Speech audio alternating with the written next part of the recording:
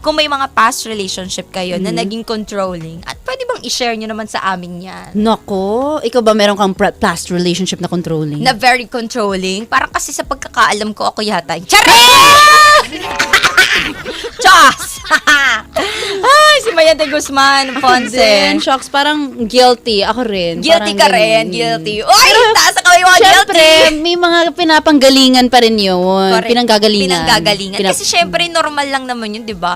Hello, sino bang hindi umabot sa punto na, Oo. alam mo yun, naging immature once in their lifetime? Yes. Siyempre, tumatanda rin po tayong lahat. Correct. Nagkakaisip tayo. Oo. At syempre, kung ikaw, at a young age, kung ikaw, natutunan mo kaagad na hindi ka naging controlling before. Edi good for you. Good for you. Hindi ka Oo. naging immature, edi good for you. Sana all.